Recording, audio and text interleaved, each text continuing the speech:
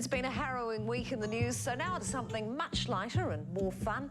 It's time for New Zealand's favourite pop culture reporter, David Farrier.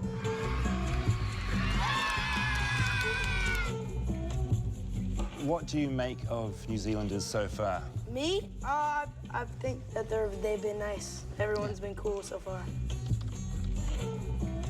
What's the main thing you're trying to achieve here? Because obviously you've created a bit of...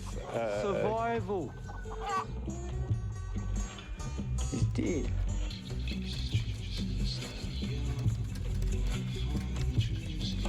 Now we're going to do spin around. Yeah. Oh, holy. So disorientating. Whoa. And what's your nickname that you've got now? The donkey lady. Look out! Oh, look, we're going to have a reporter kick. It's quite a kick.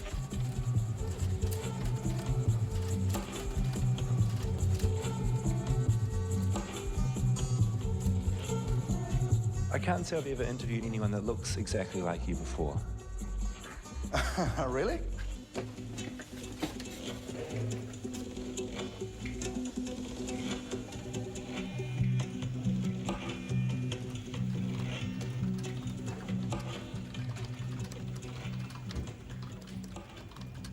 I've made a career out of looking at the weird and bizarre side of life. So when I discovered a strange video online, I knew I'd found my next story.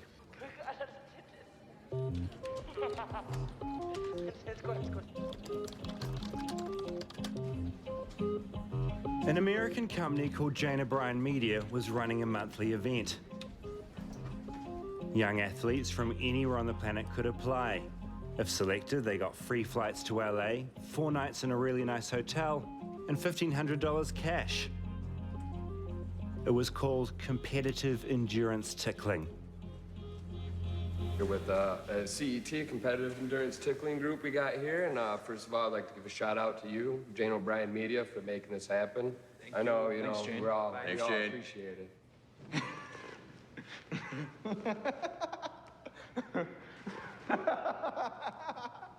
Fuck off.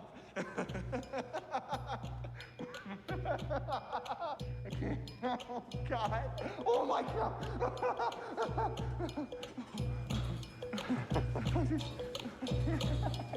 Their Facebook page was popular with thousands of likes. And with everyone in Adidas gear, it seemed to be some kind of tickling league. He keeps poking around. It was one of the strangest sports I'd seen. No! So, of course, I told Jane O'Brien Media I'd like to do an interview. Instead of getting a yes or no, I got this. To be brutally frank, association with a homosexual journalist is not something we will embrace. We desperately do not want a homosexual participant base applying for this project. My concern is that your journalistic style, fan base, and reputation in your own country. Regards, Debbie Kuhn, Jane O'Brien Media. It was a strange response, especially considering the sport did seem slightly gay. And over the coming weeks, Debbie and Jane kept emailing. The competitive reality tickling is a passionately and exclusively heterosexual athletic endurance activity. We recently read a Googled article about the knowledge of your living with a homosexual partner becoming quite a stir in New Zealand. The remainder of the globe does not, in all corners, share some of the more liberal acceptance of your lifestyle. To me, anything concerning homosexuality is at best an objective disorder. Shame on you, little gay Kiwi faggot. It was hard to take the insult seriously, given what Jane was producing. If anything, it made me more curious than ever. Your call has been forwarded to the voicemail for Jane O'Brien Media. With no one picking up the phone, I got my geeky friend Dylan to do some digging into this mysterious company and these overly aggressive women. So I'm going to scroll up. So here we go. So that's JaneO'BrienMedia.com. It's registered to their diet. He discovered that while Jane O'Brien Media seemed to be operated out of America, it was owned by a company in Germany called Niederdietsen, which owned nearly 300 domain names, all related to tickling.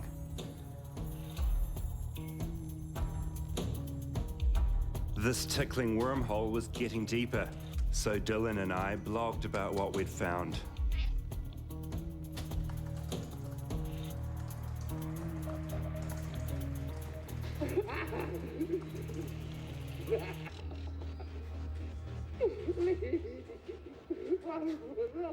So the pay's good. What? Okay, so hold on. Our story got a lot of attention, being picked up on websites like Reddit and an American podcast. Back up. When I say competitive tickling, what do you think I'm talking about? I mean, I think you're talking about some sort of organized sport of tickling. All right, so basically what happened was this kind of blew up on the internet this week because a dude in New Zealand, a reporter, happened across this Facebook page. But is it just for fun? I mean, obviously it's just for fun. Is it just for fun? It's tickling. Sorry, I don't think that question's ever been asked about tickling before. That's like a Martian question about tickling. Is it for fun? People were so interested by what we discovered, Dylan and I decided to make a documentary about this utterly bizarre subject.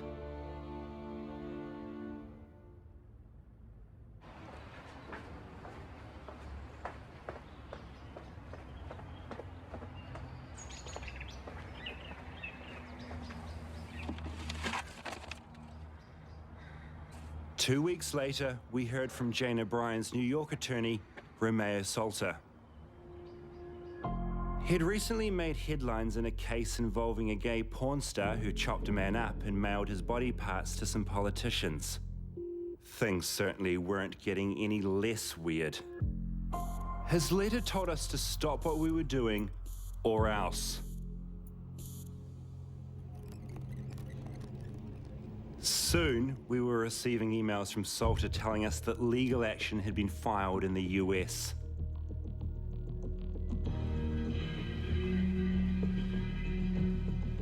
I had no money to hire a New Zealand lawyer, let alone face the American justice system. Then, to top it all off, Jane O'Brien Media told us they were flying 3 people across the world from New York to New Zealand to see us. They're clearly serious about stopping this documentary.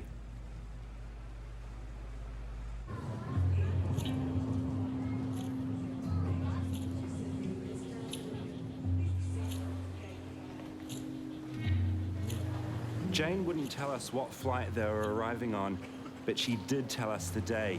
So from 5 a.m., I waited at arrivals. Not sure what to expect. I figured I'd disarm the situation with a rainbow-colored sign.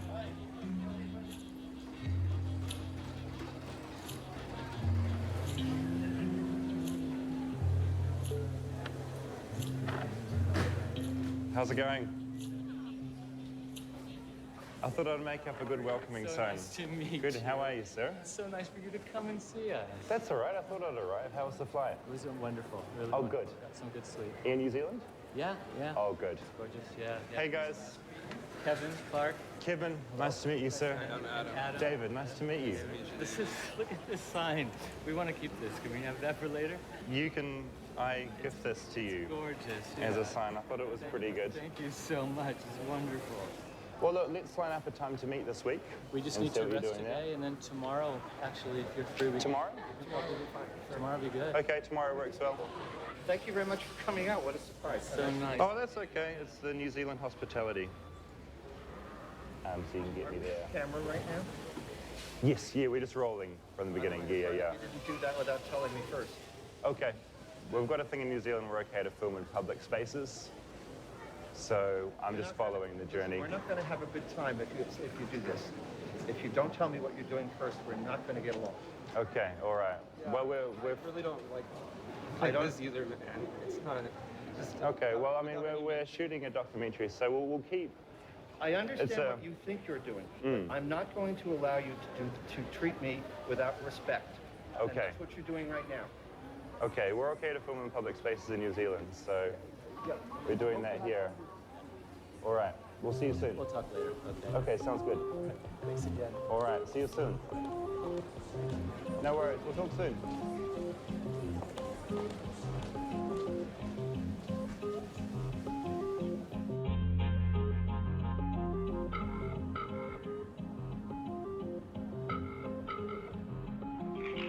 Hello? Hey Marco, it's Dave Ferry. How are you? David, I'm good. How are you doing? Yeah, good. How are you settling into Auckland? We love it here.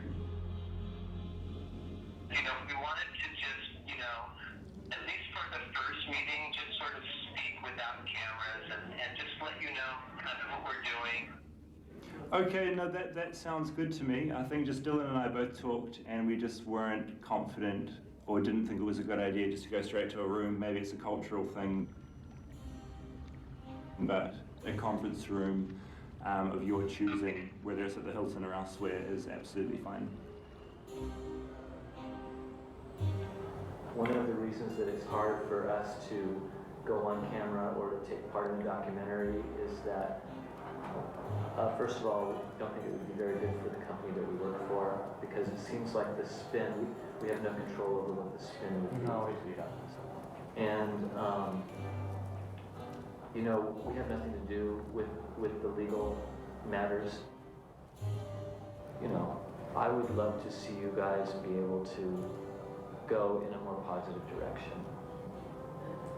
And I don't think that you're going to be able to find the answers that you're looking for. Yeah. And as far as Jane goes, I've never met Jane. You know, whoever is emailing you, I've never met this person.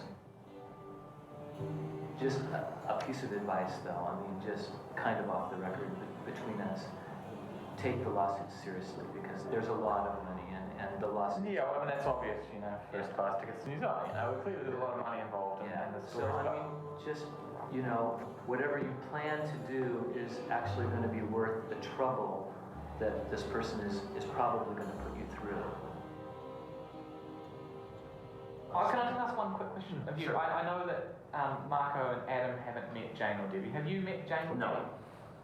No, but does it worry you that you haven't met the person? Absolutely not. There are people in this world, in the world with a lot of money, that keep a firewall between themselves and what they do.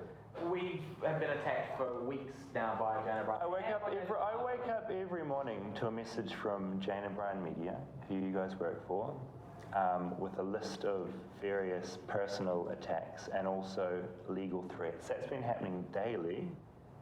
You started this fight, I didn't. You were the ones that decided this is what you were going to do. You mocked us, you've done everything you could, you attacked us in an airport, you sidewinded us. Let me make a point here. If you want to stick your head in the blast furnace, do it.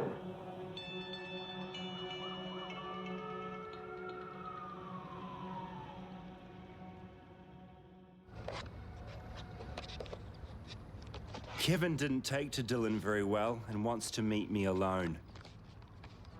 I quickly make this covert piece of technology, a camera and a coffee cup.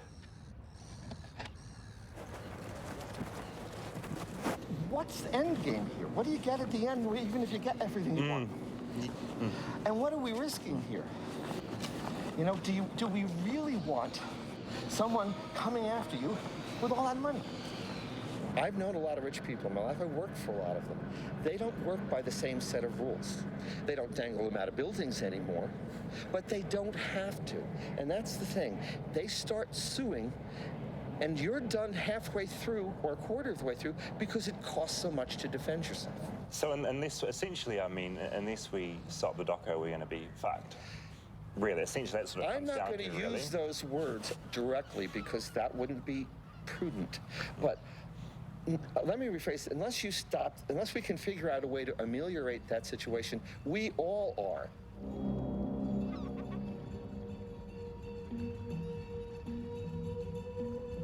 Facing lawsuits in a company with deep pockets, I wondered if we should just walk away.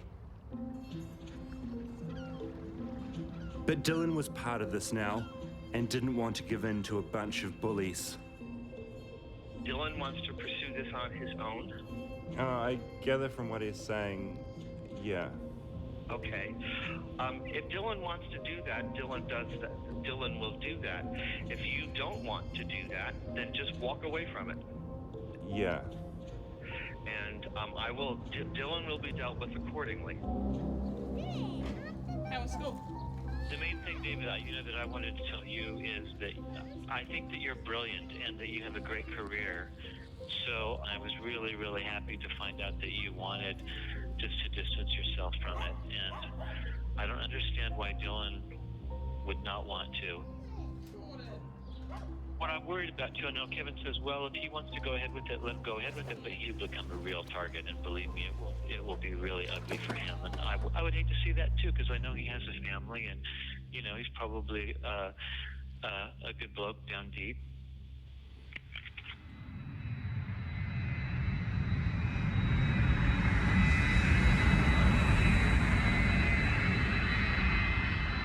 I've never heard threats like this in my life. And all of this over some tickling. Kevin and Marco fly back to America. And a few days later, Dylan and I follow. Something about bullies with way too much money has convinced me I shouldn't drop it. Plus, we think there's a competitive tickling shoot happening this week.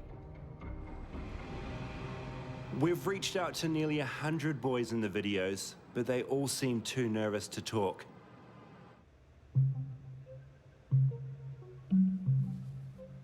Finally, TJ agrees to meet us. We met Kevin Clark downtown LA somewhere. I can't remember exactly where I was at, but there's a studio. Seemed pretty normal at the time. My first impression of him, he was just like kind of a little weird. I was young at the time, didn't think nothing of it, and I was like, cool, $2,000 or whatever. Yeah, it's gonna be cool. It was actually a hard time for my family. A family member of mine was going through cancer, and money was tight at the household. So I was a little bit desperate at the time as well for money, working on the side, and do what I can. So when I heard this dollar sign, I was like, yeah, I'll definitely do that. And then I went inside and noticed that it was all guys in there. And that's when I was like, oh, dang, and I didn't know I was gonna get tied down. I had no idea what I would be for, honestly. I was like, okay, what? At that point, I was like, all right, you know what? It's already going down. I don't really know what it's for, but hopefully it never gets out.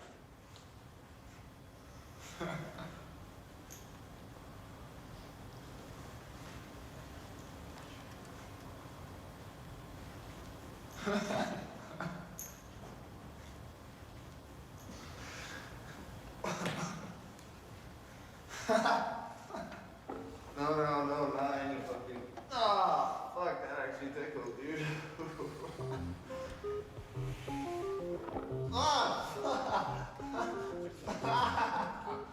Being violated on so many different levels right now. There was other athletes. There was MMA guys. There was a bodybuilder. And then there was a couple actors, normal actors. I've seen some of them on commercials, TV commercials. Normal guys, completely normal people. Get the fuck off my feet! It was a torture project. That's what I believe Kevin Clark told me. There was something to do with even a military tactic or something like that. He was gonna do I think he said Jane was doing a project on using tickling as a military tactic. And at that point, I knew it was complete bullshit, I was like, okay, yeah, the military is gonna use tickling as a torture tactic.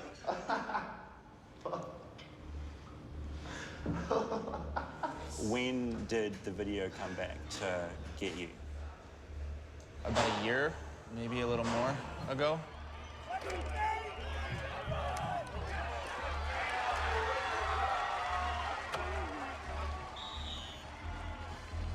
I'll Google myself once in a while to read old articles or see what teams might have listed me in an article or tryouts.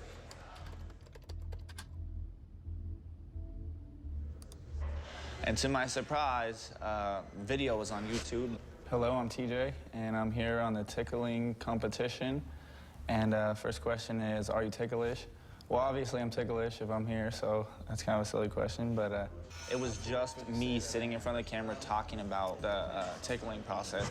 Just weird things, and so I was like, okay, it's not that bad. When you were asked, are you ticklish, how do you normally respond and why?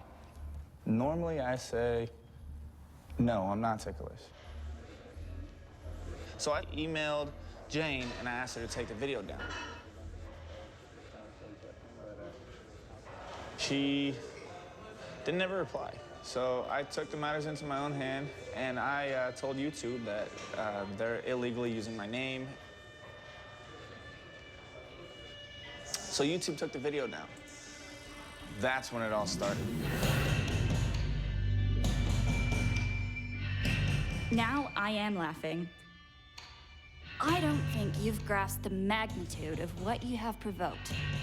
I'm interested to see how you handle the fallout. So far, badly. Regards, Debbie J. Kuhn. That's when this Deborah person popped into my life. I mean, just all hell broke loose.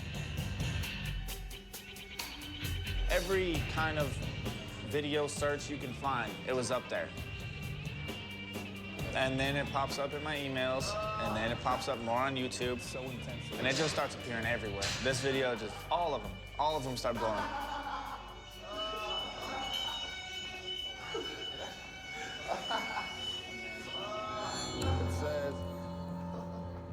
And there was threats. It said, watch out, your family better watch out because we're gonna put your last name to shame. Anytime you search your last name, it's gonna pop up, like direct threats. They ended up making a website, put my personal information, my name, my address, my personal phone number, my email address, all with this dumb lies. Then Debbie Kuhn starts going off on me, left and right, sending emails to the high school that I coach at. I have additional information as a past employer. You don't want this guy in your league. Can you afford the distraction, the press, with an outed gay guy having a male tickling fetish in which he likes to tickle and be tickled by tied-up other gay athletes and bodybuilders? False accusations saying I'm a drug addict and I was a child molester and I'm gay and this and that, which none of those things have ever been true.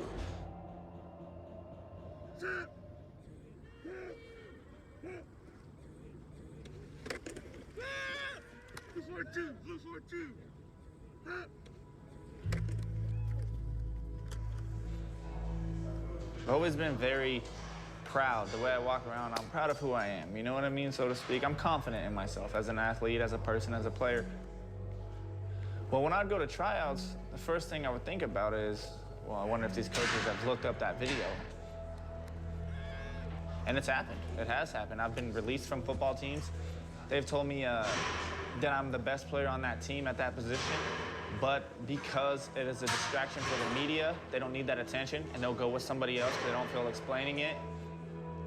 You know, and they've actually dealt with a lot of things because of it. It's cost me money, it's cost me jobs, it's cost me harassment, which is exactly what Debbie Kuhn and Jane O'Brien wanted. So, I mean, more or less, in that aspect, they've won.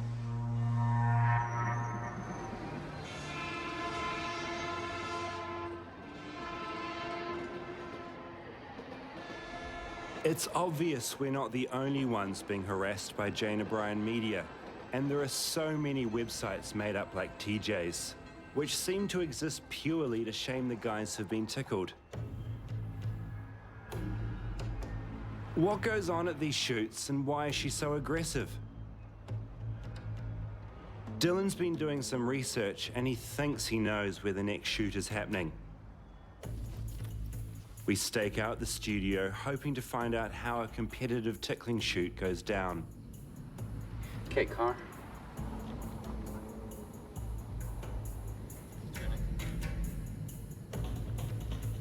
And another car, 2 cars. 2 cars.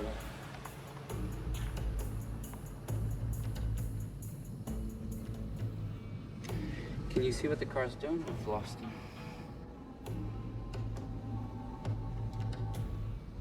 Who's that guy? Oh, that's my car. Oh, yeah. And we've got 4 guys going so far.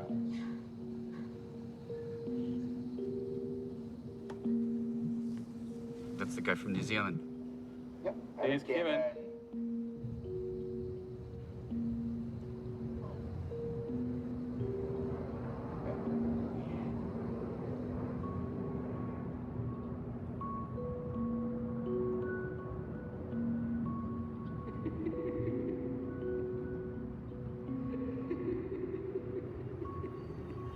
We could hear laughter coming out of the vents. It went on for hours. The boys occasionally taking breaks.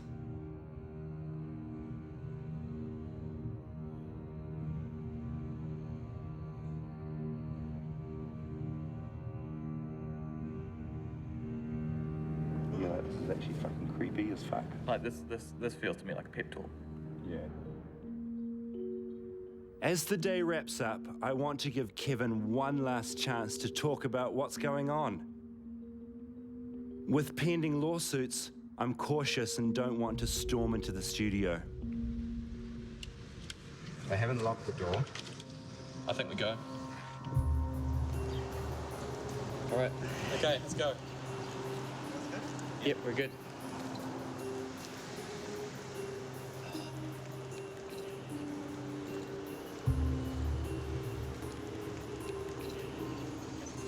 Come this way. There we go. We've been spotted.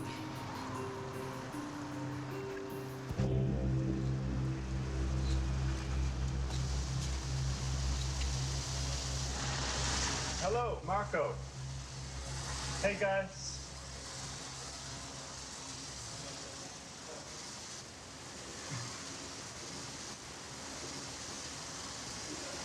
Adam, how's it going? Hello, sir. You're not welcome here. We're not welcome here? And I'm calling the police. Bye. Out. All right, we'll head off. You don't want to do any final chats or anything? Last opportunity?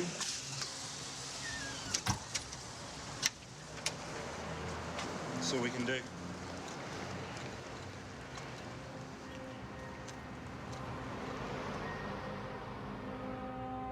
Turn right on Bellevue Avenue, then take the first right. I think, after New Zealand and that, I think it's safe to say that we don't have an interview with Kevin or Marco. And we certainly weren't getting any more of the competitors to talk on camera. They were all too terrified, hoping if they stayed quiet, the harassment would go away. I mean, are we making the whole thing worse for everyone? Despite even being here? Yeah, I think it's possible. I worry that we make it worse for some people who've got through the worst of it, you know?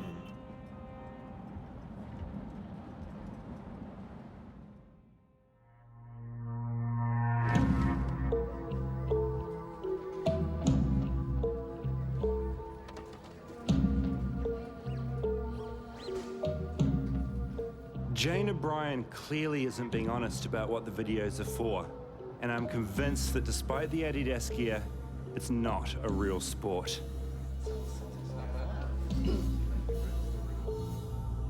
I've tracked down a man in Florida who also makes tickling videos, but unlike Jane, is more than happy to talk about it.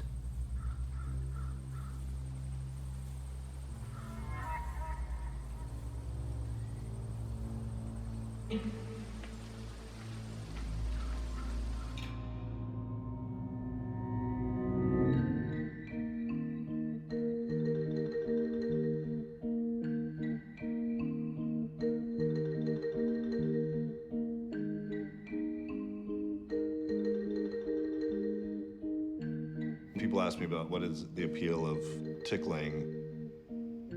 It's kind of like the whips and chains, you know, bondage sort of thing where somebody's getting flogged, but it's just really brought down a level. You know, it's like kind of a sadistic exerting your will on someone else and having them do something out of their control, like laughing without being able to get away, as if it's tickle torture to them. And a lot of people don't seem to know about the tickling fetish. Do you think it's a little bit more unknown? Oh, totally. Yeah, completely. Because most people, you know about a foot fetish. But tickling, most people are like, oh, wow, is that a thing? It was in 1999. I had just gotten out of grad school. You know, so I just got a video camera, put together a little business plan, talked to one of my friends, and he financed me for, I started the site, I think for $6,000 or $7,000. It got pretty much an immediate response.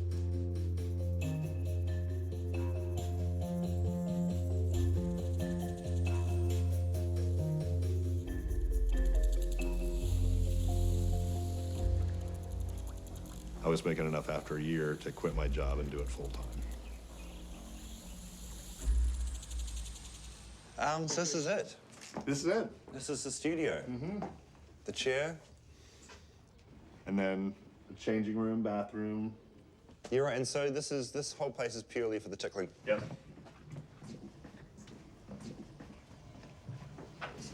Oh, so you've got a few different spaces, right? Yeah. I used to do all this out of my house. Yeah. And then it was, you know, a parade of people coming in, do all this, have to clean up, have to clean it up before a shoot, and this way I can walk away. Yeah, this is great. I'm tired, going home. You're done. Well, this is work, right? It's like work, home. Mm-hmm. Exactly. Yeah. Have you done stuff like this before for anyone else, or is this sort of a unique thing for you? Unique thing. I never worked for a tickling site before. Okay. No. And what did you first think when you got the pitch? I mean, I laughed about it. I'm like, this can't be really serious. Like, people really can't enjoy watching this or getting it done. But I said, why not? You know, I'm more of like the risk taker. I'd rather say I did something than didn't do something. So I came down, really was kind of nervous, didn't know what to expect. But Richard put me at ease, and once you're trapped in, you're there. So, I mean, you might as well enjoy it. All right. Okay, you ready? I think you're... Take it easy on me today? Yeah. Oh, yeah. That's good.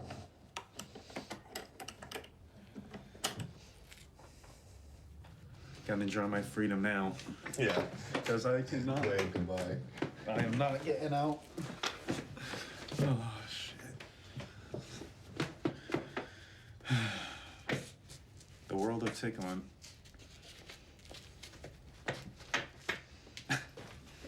So, catch your breath. Breath caught. Okay.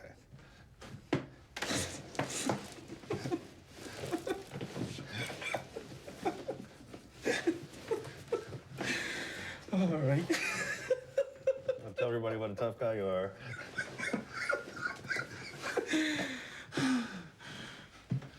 Just gotta...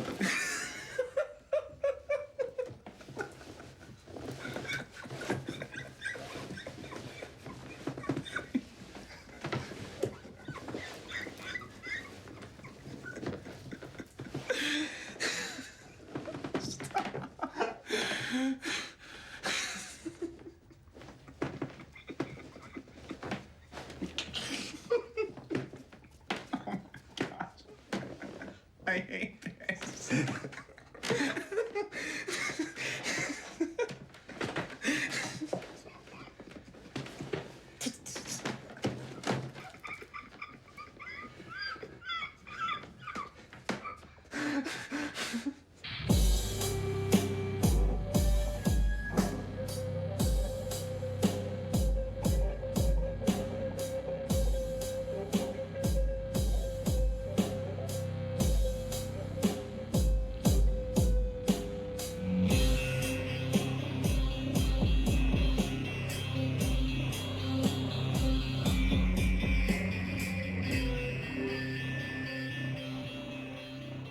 So when did you realize that you found tickling to be an erotic thing? I was very young, you know, probably 5 or 6, you know, very, very young. You see something in a cartoon or a magazine that's, you know, kind of interests you as a little kid. And for me, it would be, you know, like cartoon characters being tickled or tied up or, you know, that sort of thing. And it would, you know, fascinate me, but I had no idea why.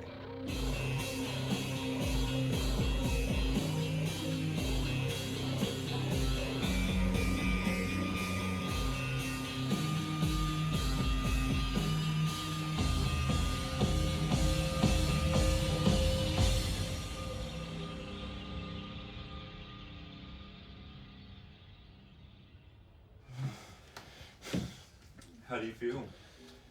Feel tired. Feel okay? sweaty. Need some water? Yeah, water will probably work.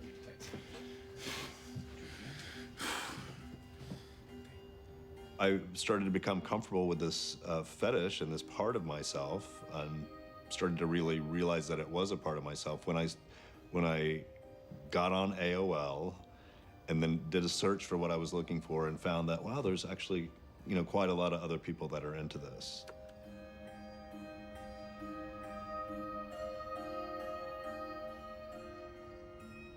At the time, late 90s, was somebody that posted on the message boards a lot. And she said her name was Terry Tickle, and Terry DeSisto, she put in what her real name was. She always had a picture of herself, you know, a blonde, pretty, college-age girl. And she always posted the same verbiage, something like, "This is not porn, my interest is in tickling." And she just said that she was a tickling fanatic. But I mean, these posts were everywhere. And then some videos started popping up, you know, very, you know, innocent. And those are probably the first tickle videos that I ever saw on the internet. There are still traces of Terry Tickle online from the mid-90s, and as Richard said, she was tickle obsessed. Like Jane, she also hired other people to shoot the videos she wanted. Well, the just strange rich brat, I guess you could say. Someone who got her rocks off by seeing guys tied and tickled, obviously an extreme dominatrix. For most of his life, Dave Stars worked on the edges of the entertainment industry, even acting in a couple of pornos. During the mid-90s, he noticed Terry's online posts wanting tickling videos. Lots of them. Terry was out there looking for guys 18 to 23, and I figured that it would be something right up my alley based on my working in casting. What sort of things was she recruiting for specifically? Tickle torture films, tickle torture videos. Can you turn that thing around so I can see it? Is that all right? Yeah, that's good. She claimed it was for a private collection. So I was thinking, okay, amateur hour.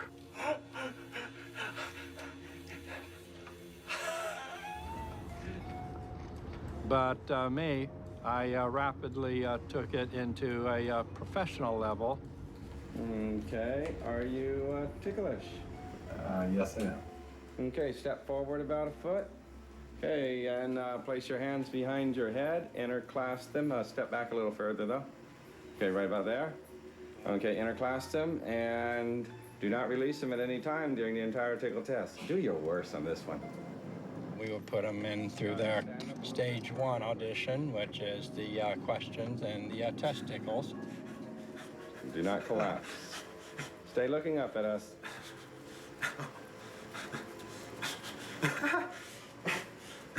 Stay facing us.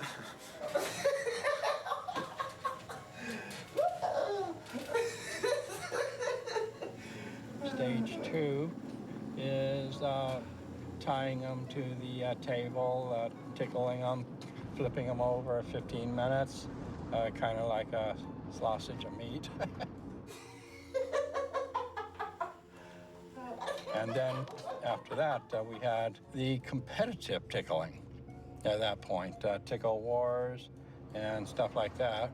And that would involve a massive production.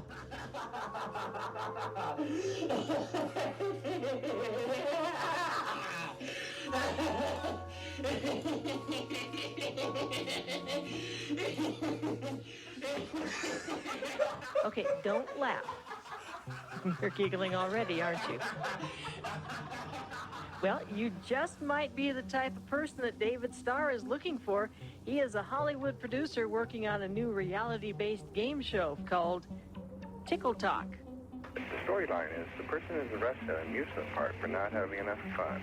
He's taken to the mouse hole and tickled by beautiful women until it's determined he's not enough fun.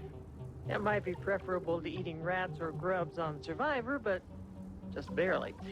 I'm Ann James, KSEN, K96 News. Dave Starr had steady work for 5 years, even when Terry was hospitalized for 6 months. During that time, she just wrote letters specifying exactly what she wanted in the tickling videos. David, Merry Christmas. So sorry I'm in the hospital with mono. David, just a few things I need you to do. Tell him I will send the computer as soon as I'm well. His name is Josh. I hope to be online again in Feb. I'm still sick in bed. That's all for now. TD. My most ticklish place is, I guess, definitely have to be in my legs more than my armpits or my feet, I think. But At that time, she wanted to put up, and did indeed put up a website for a while, unauthorized releasing of the videos against the agreement of the talent. And I flipped my lid. And lo and behold, she goes and registers domains in their names, and then proceeds to release all their content onto those particular websites.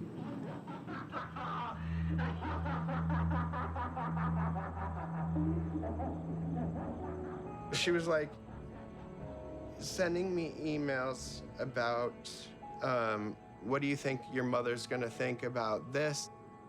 And then I'd be fuck you, bitch.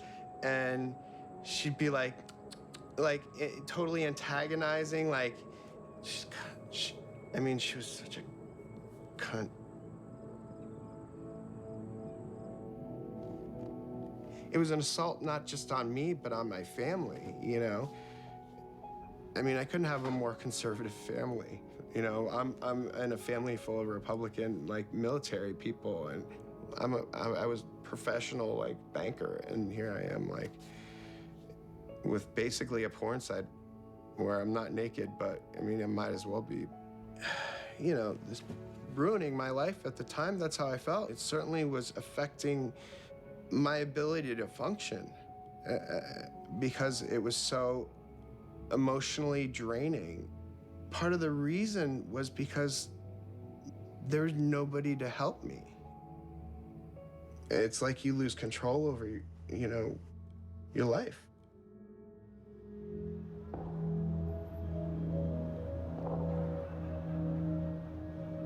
Well, that's when the crap started happening with me. You decide, okay, because I closed down submissions for her, and I guess I'm basically was like her tickling drug dealer. And since she wasn't getting her drug anymore, she was going through tickle withdrawals. And what happened? I started receiving the strange postcards, the strange messages. The talent was starting to receive messages, and she also deployed a thing called the phone blaster, which was to call everybody with obscene messages. You have been identified as a known associate of homosexual pornographer David W. Starr. Your phone number, personal information, and your precise relationship with David Starr are entirely known and subject to publication on the internet. David Starr does not value your privacy. Hairy, horny, and hook-nosed. Thank you for your time, interest, and attention to this advisory. Goodbye. This person's on drugs. This person's got to be on crystal or something. Or taking cocaine up the ass or something like that. It was weird. I'm glad to be able to make this available to you. David kept a number of letters Terry had sent him and was keen to show me the extent of the abuse. All right. This is the magic stuff. All right, what have we got? Yep. These are basically copies of what she would post online. So who's Barbara? Is that your... That's my mother. Hairy and horny, Jewish tickle filmer David W. Starr is hook-nosed, hairy, and horny. Or she's used that tagline for many, many, many times. What did your mother think of this stuff when this turned up? I mean... Actually, her phrase was, here's a note that she left me because she would hold these for me in the mail and basically just say, here's another nasty thing. And that one actually is unopened. I've never even opened it to this date.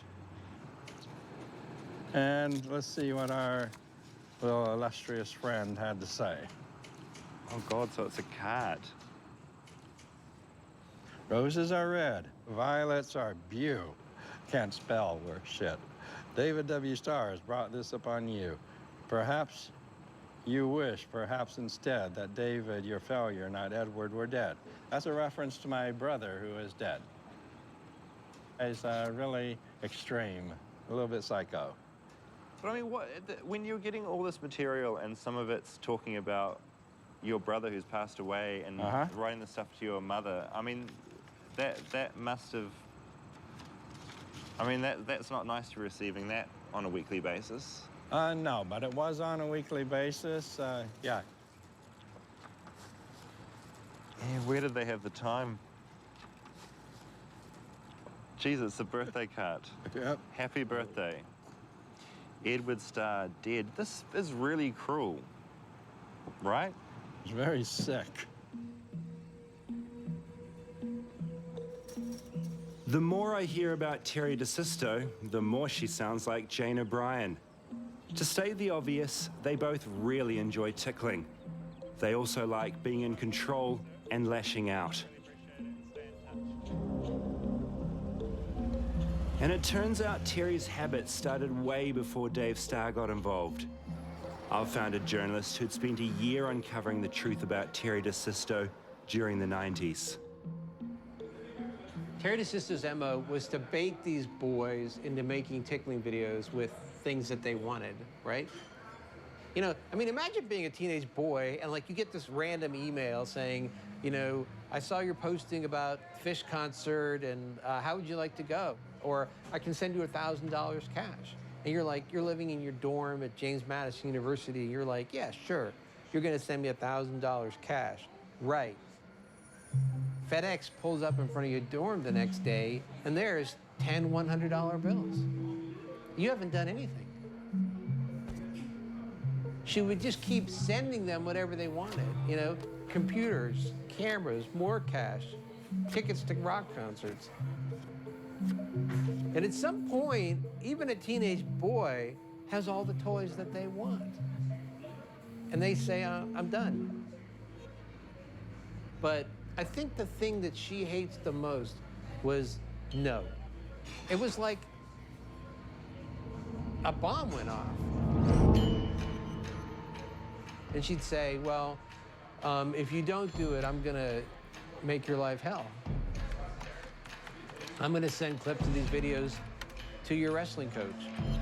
I'm gonna send clips of these videos to your mom. I'm gonna send clips of these videos to your grandmother.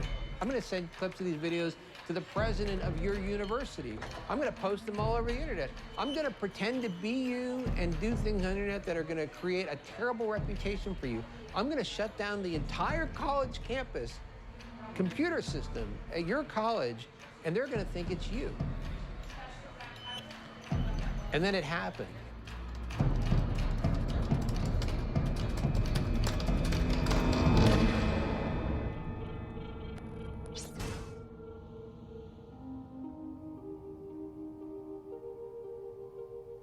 The first story I did was because she was attacking Drexel University. And I found the student who had made a number of videos for her.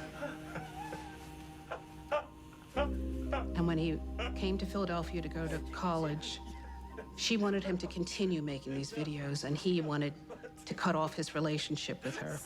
And she retaliated on so many levels. Their email servers' computers were being shut down with these denial of service attacks that indicated that they were coming from him. Email bombing the White House, indicating that it came from him. Yeah, that's pretty serious stuff when the Secret Service shows up in your college dorm and you're 19 years old.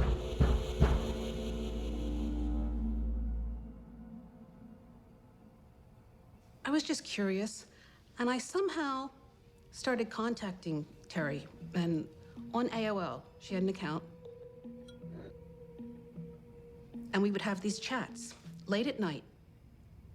And I was curious what kind of mind was behind this celebrated internet personage. And it was kind of crazy. We would have these conversations, and she would, when she realized that I did wine, she would say, "Oh, I'm having a glass of Chardonnay." And I could just hear this voice, because as it went on, it was almost like she was completely intoxicated with this power that she had to be so destructive against people.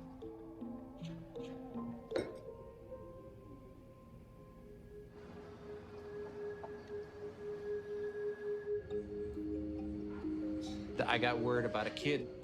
He refused to make the videos. He posted that he needed some help, and somebody said they would help him. And somehow he got emailed a file. And he was told, if you email this zip file to Terry, she will leave you alone. And then he sent me that zip file.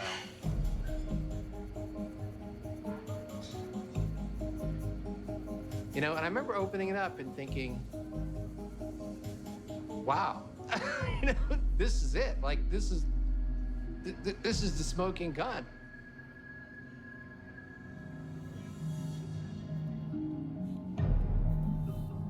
The zip file contained documents from her hard drive. As expected, there were files relating to tickling shoots. But they also revealed the true identity of Terry Tickle.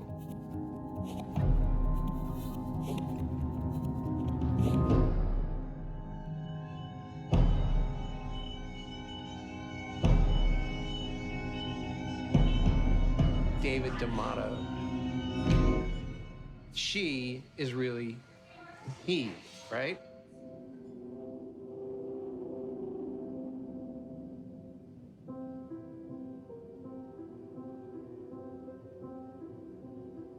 He was an assistant principal in a high school? I just couldn't believe it. I don't know why, but it just seemed, here's this sadistic person exploiting these young people, often underage, making their lives miserable, embarrassing them to an extent that it goes against everything that an educator should be doing.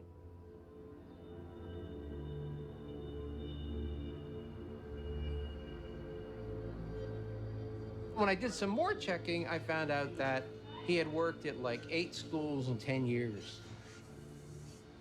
Which to me was always a red flag that there was something else going on. I mean, that's more than just sheer incompetence. And then I found Social Security numbers for her that he had gotten fraudulently with dead people's names.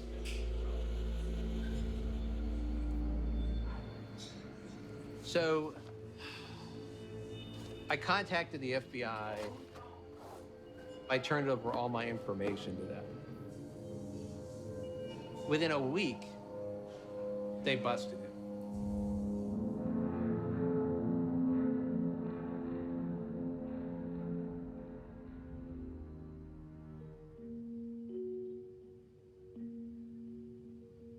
We were shocked at the sentencing because he got off so easy. For somebody who had done so much damage, to me it was just extraordinary. And to not have restrictions on their internet access after that, how could you? And the idea that he was going to law school was just absurd. It turns out David D'Amato's father, George, co-founded one of Wall Street's biggest law firms, D'Amato and Lynch. And David got a really great lawyer. Instead of prison, D'Amato was allowed to serve his sentence in a halfway house while he studied law at his father's alma mater, Fordham University. The judge, for some reason, decided that he would endorse the law school path, right? Because, like, this is exactly the kind of person that should be a lawyer, right? Somebody who is defrauded people, somebody who has stolen people's identities. A federal freaking crime, right? I mean, like stolen identity, stolen a social security number of a dead woman, of 2 dead people, right? It said David D'Amato, 39, of Garden City, pled guilty for 2 federal counts of computer fraud and abuse. Nothing about the tickling, nothing about the boys, nothing about the identity theft, 0, nothing.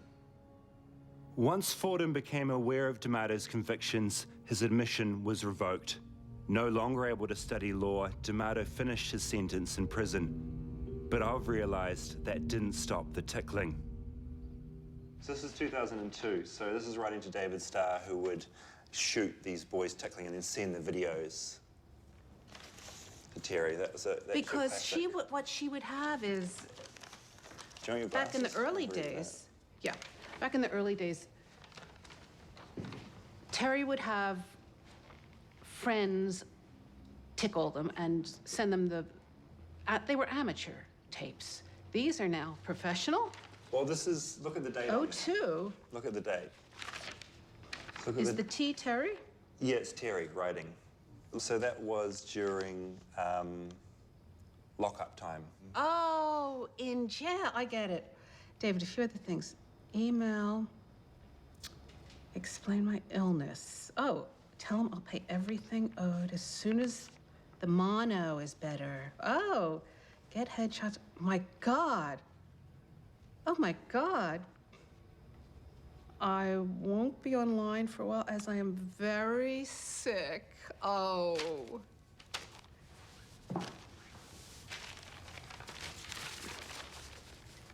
Couldn't stop. No. No. It seems that since the mid-90s, David D'Amato has never stopped finding elaborate ways to get young men to tickle each other. His persona of Terry Tickles seems to have dropped off the radar around 2006. A while later, Jane O'Brien arrived on the scene. We've posted this theory online, and David D'Amato is not happy. He's hired not 1, but 2 private investigators, one in New Zealand and one in New York. The message is clear.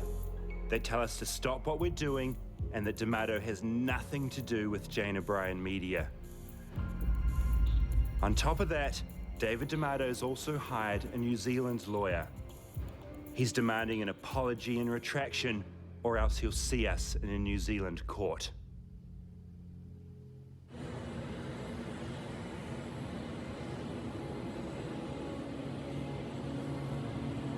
We're now being attacked by Jane O'Brien's lawyers on one side and David D'Amato's on the other, both insisting they have nothing to do with each other. Once again, we're way out of our depth. Things get even more surreal with a phone call from Michigan, where there's a very different tickling operation also being run by Jane.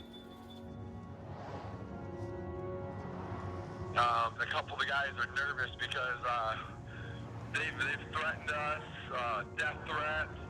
I've had private phone calls come in, we'll kill you.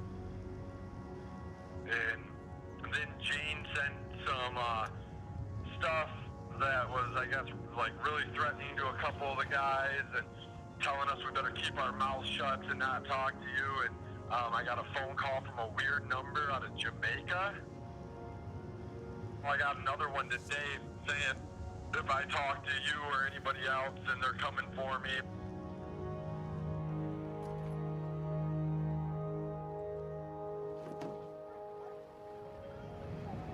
So, like, crime is pretty high here, right? Murder, robberies, rape, I mean, theft, it's all up there. Especially for being as small as what it is. We've made it now on the top 100 most dangerous cities in the United States. Do you think, on some level, Jane kind of directed things here because it is a poor area? Yeah. You know, the poverty level, you know, is easy to target. You know, thousands of dollars in kids' hands that's a big deal.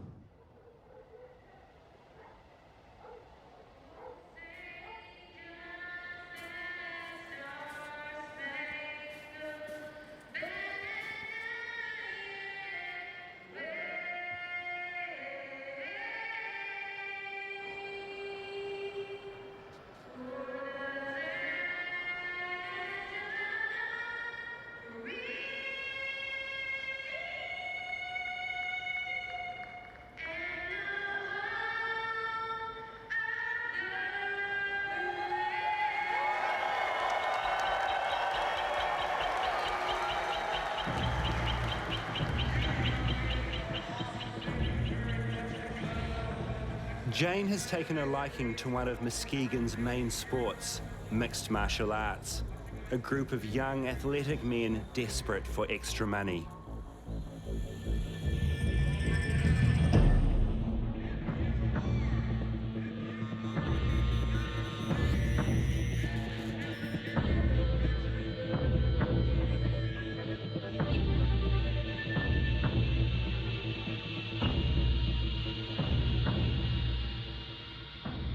That's what she was trying to do, is break into the MMA world.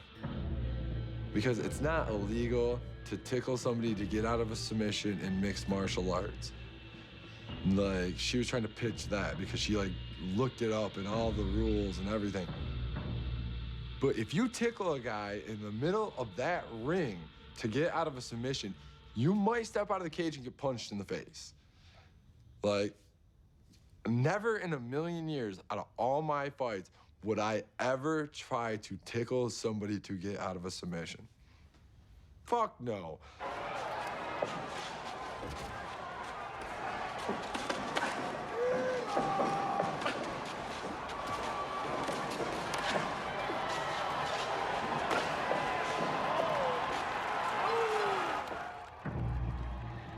As an ex-fighter, Jordan was paid to recruit tickling talent in the town. He's the only one in Muskegon prepared to appear on camera. She offered my one buddy a 2014 Chevy Cruze and $30,000. What for? To tickle? Yeah, just because, like, she liked him. Yeah, right. He was a favorite. Yeah. Asians and redheads are what they call premiums. If you get those, like, she gives you bonuses. I'm Jordan Schlacke, and this is CET. We're going to be having a discussion, more of a debate today, about whether tickling is effective in a combat situation. We end up setting up a tickle cell, like, where you get guys to come in, we'll pay you, and you pay them to audition.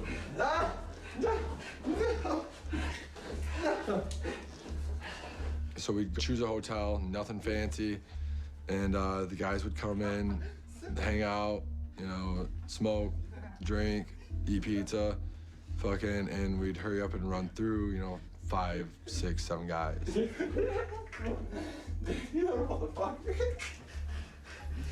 So you were looking after the tickle cell in Muskegon? Yeah, they have them set up all over the U.S. Ohio, Michigan, Florida, New York. I mean, they're everywhere. Right. And they're all for Jane? Yeah.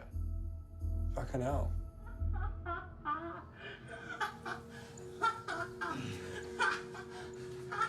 Well, that's where a lot of people started getting really, really upset, man, because all of a sudden these videos that were supposed to be just auditions were on YouTube, Vimeo, and every other site you could imagine.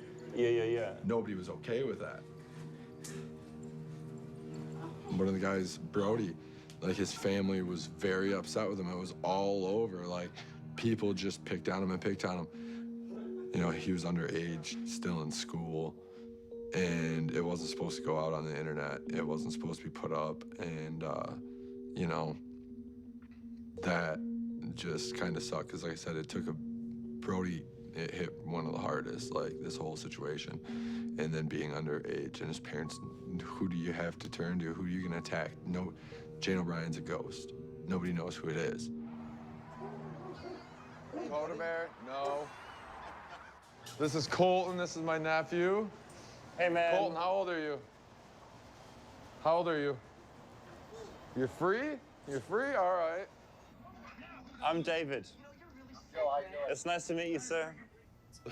I was really reluctant when Jordan started talking about this, and he's like, this lady seems straight and legit, Mom. I'm like, you know, these boys are young.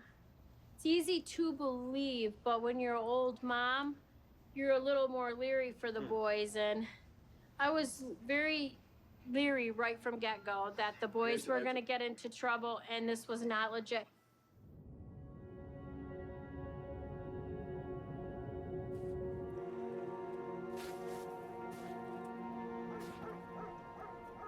She has all the money in the world, it seems like, whoever it is, to be able to do this. But they're waiting for that day that you rely on that as a sole income. That was her big, I think, power trip. She waited until a bunch of us relied on that income, because that was our only source of income. We'd been doing it for so long, we didn't think. She waited until she had complete control, basically, over your situation. And that's when she wanted to yank that rug right out from under you.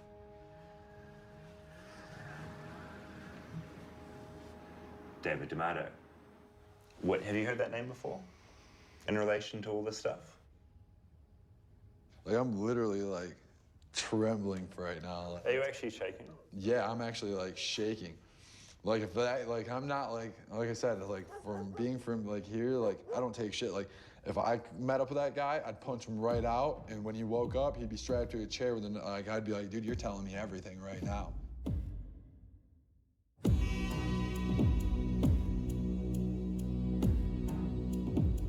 The tickling's still happening in this town.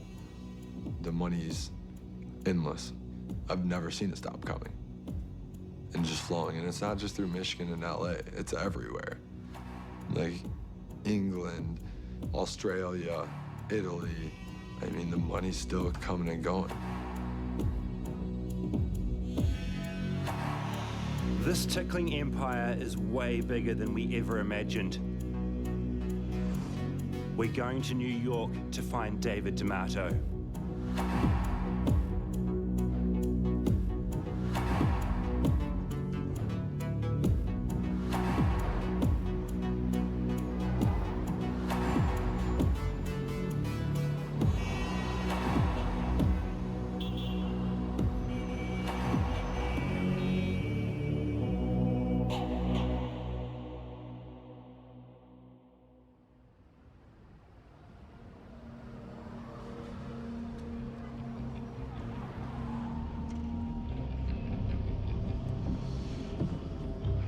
Feel the rich/bad aura. David D'Amato's address is listed in Garden City, an affluent suburb of Long Island. He lives on the top floor of this building. Good morning, it's Robert speaking. Oh, hi, it's David speaking. I just wanted to talk to David D'Amato. Okay, I can't give you his phone number. I really can't even give you any personal information on him. Okay. Do you know him? Yes, I do, yes. You're a friend of his? I'm not a friend, no, but I've been trying to get in touch with him, but have been struggling. Okay, what I do is I have a way of like leaving him a message. I can't guarantee that he's going to call you back if he doesn't know you. Okay, thank you so much. You're welcome. Bye-bye. Bye.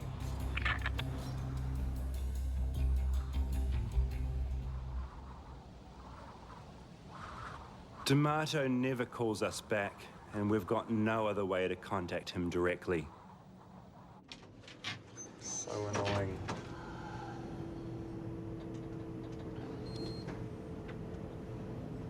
It's alright.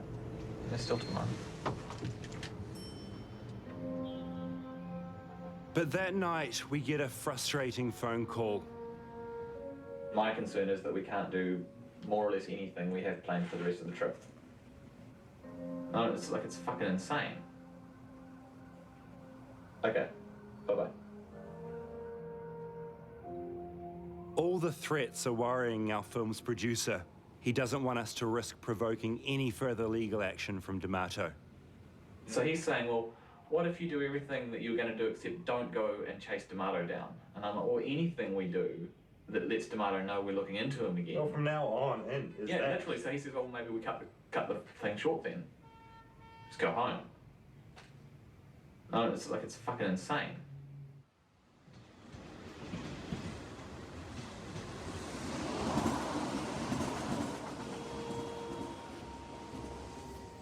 The next day, we put chasing D'Amato on hold. I want to know how on earth a former deputy principal pays for all this. We can't find any sign he's earning money from the videos, but he's spending lots of money making them.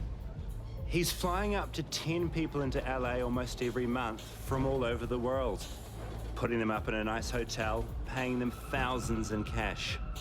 And that's not even taking into account the cost of running tickle cells like the one in Muskegon. Both David's parents are now deceased, but his father's law firm is one of Wall Street's biggest. Maybe David is reaping the benefits of his father's empire.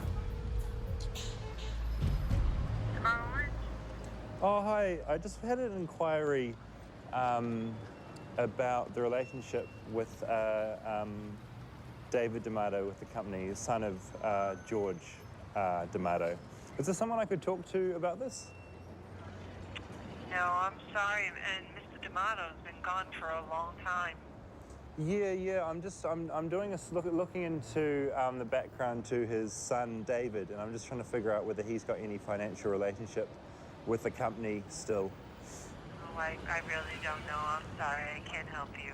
Is there someone I could talk to at D'Amato and Lynch to find out? Not that I believe. No, I'm sorry. Okay, but there must be a way to find out, surely. Not here. Thank you.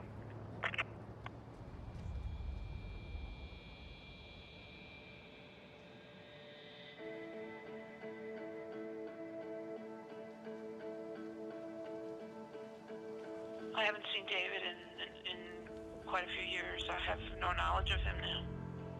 Not in many years have I had any contact with him, so I really couldn't give you any information. Yeah, he's been pretty aggressive towards me, so I'm just trying to figure out what his motivations are. Get away from him, that's all I can tell you.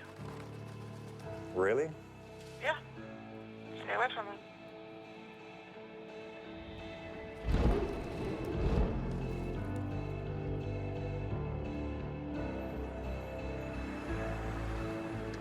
This was every conversation I had with anyone even remotely related to David D'Amato. I can't tell you anything, but stay away. But all I want to do is the opposite. Someone has to confront this bully, lawsuits or not.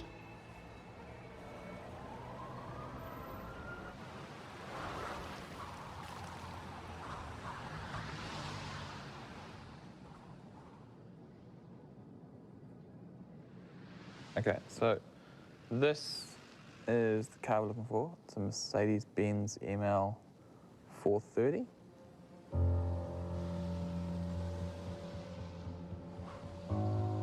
David D'Amato's gone out of his way to avoid us. We figure if we wait outside his apartment long enough, eventually he'll have to leave. So that's a Chevrolet.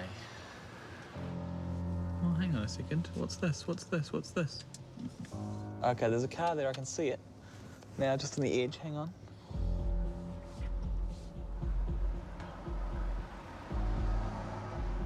Grand Cherokee. Or maybe just a Cherokee, but it's certainly not a Mercedes.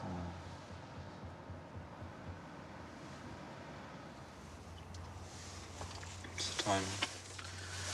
2:44. So we've been here for like 4 hours. We've been waiting like this for days. Come on. And it seems like he'll never come out. Okay. Let me just check. It is the right type of car. It's got white plates. Hang on. Okay. It's him. He's coming out. Just wait here. Just sit here. All right, stay cool.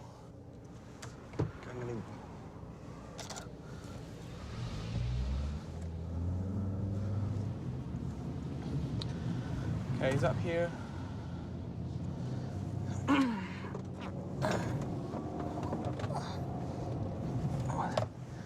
He's in the right-hand lane, as in the left-hand lane?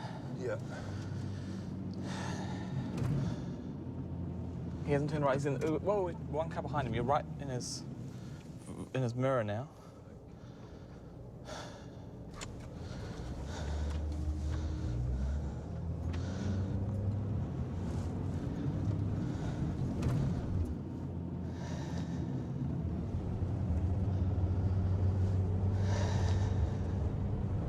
I'm breathing heavily. Yeah, same. Okay. That's cool. We're right behind him now, so back off a bit so we're not going to be too close. Okay. Just stay back, David. We're going to have to stop right behind him now. You might have to take the camera off the tripod, Dom. Yeah, camera off tripod, please. Starbucks? Okay, it'll be a while. perfect. Okay, I'm just going to go and have a conversation when he comes out. I've got my phone if you need me. Okay.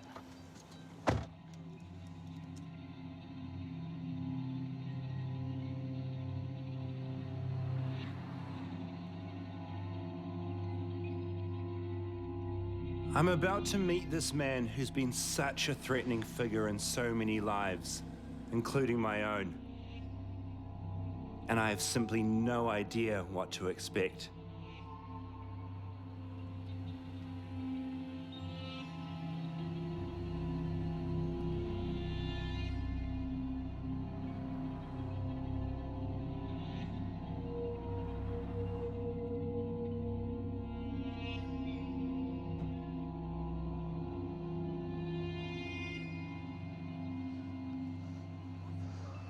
He's coming out.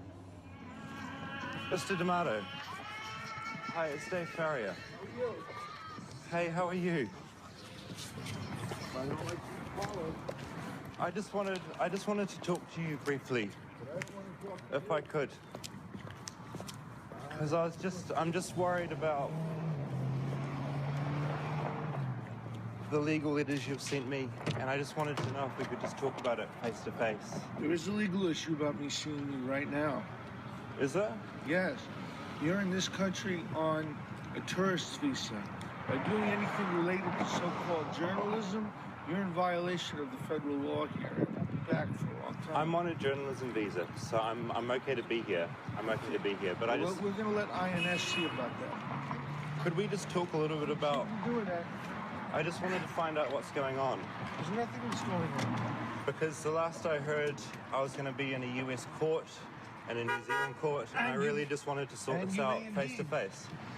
And I just want to sort of, I mean, I'm not here to antagonize. I just genuinely want to be able to help out. Quite a distance to antagonize. Well, you did say you were going to sue me, and I just want to sort this issue out. I will see you at the right venue, believe me. Could you contact me if possible?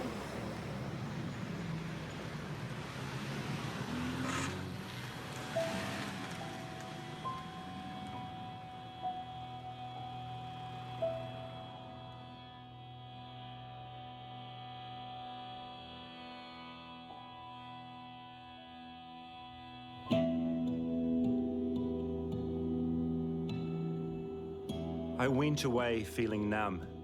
D'Amato was calm, going instantly to legal threats, which is what he's always done, I suppose, as Terry, as Jane, as himself.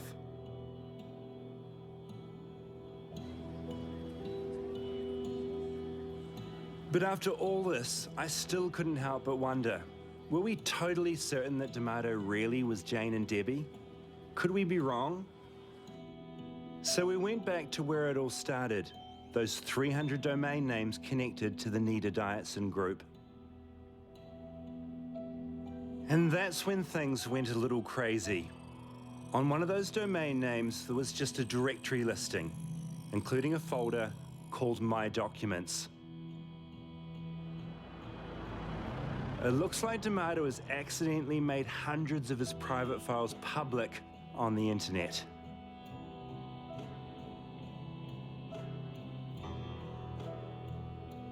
There's D'Amato's signature on a Nita Dietson registration form. There's also a contract with the investigation company he hired to look into us. The address is exactly the same as the address used by Jane O'Brien Media when booking rooms at the Hilton in New Zealand. Then there are documents and signatures for Debbie Kuhn and Jane O'Brien, who's also got her own credit card. And it turns out that D'Amato did finally get that law degree from Hofstra University in 2011. He's also been telling the boys to enter the United States on a tourist visa, even though they're working. And it's finally clear to me how he funds his tickling empire. As of late 2012, he had almost $6 million in his checking account, and his living expenses were being paid by a trust established by his father. He also inherited millions from his mother's estate when she died in 2014.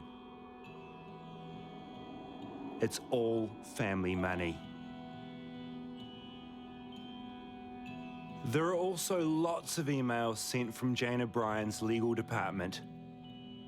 With this in mind, we call in to see Romeo Salter, the lawyer hired by Jane O'Brien Media, who's been sending us all the legal threats. We want to ask him about the correspondence his office has sent us. But I just thought you'd be curious to see things being issued in LA County Court, sort of that's signed off here with your name. There's another example of that with that email address to that, as opposed to you. I mean, we got the one from you originally, which that's fine. We don't need to talk about that. It's very simple. I only sent one. Yeah. Yeah. Yeah, because there's your answer. Yeah. I'll see what I can do to make those stop. Have they stopped? We haven't heard anything for a little while. They're listing your address as their corporate headquarters, though. My address? Yeah, like if you look at your office, JaneO'BrienMedia.com, your address is listed as their corporate headquarters. Yeah, but it's not my... No, not on their website, it is. But it's not... I don't know if it says Office of Corporate Counsel and New York headquarters. Yeah, well, that's my address. Yeah. Yeah. But it's not there. No. It's crazy with so much. I mean, is this weird to you? Is this that this person has taken on?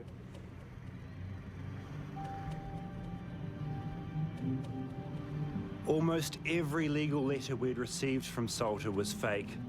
Like so many things connected to D'Amato, they were all just lies. Lies to support his addiction to tickling videos.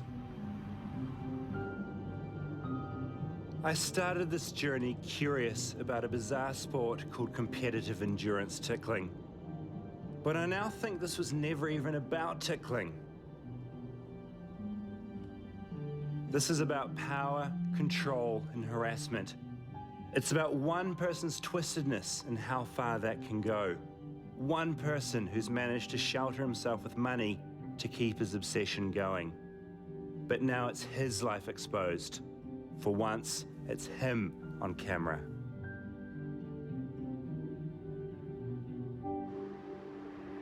Before we leave America, there's one last phone call I want to make.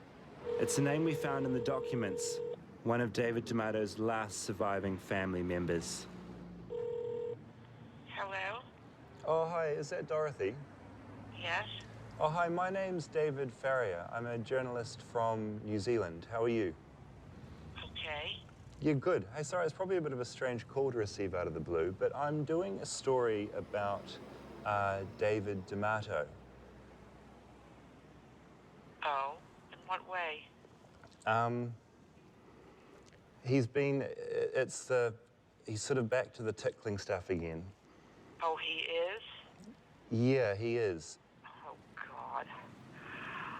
Well, I will tell you that I have no contact with him at all. I mean, did you think all this had sort of come to an end? I did think, of course, it came to an end because he served time, which I'm sure you know. But I don't understand. I don't understand why he went back to doing this. I'm like in shock. How long has he been doing this? It's never stopped.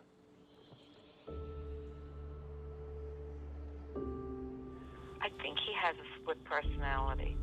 It's like that fine line between genius and insanity. I don't know if he's gay or he's asexual, but he's never had a girlfriend that I ever knew of. I asked my husband once if he would be upset if he found out he was gay, and he said that he would be upset but he would get over it. But he was an only child, and you know, he wanted grandchildren. He had a very, very strange childhood. The kids used to make fun of him all the time.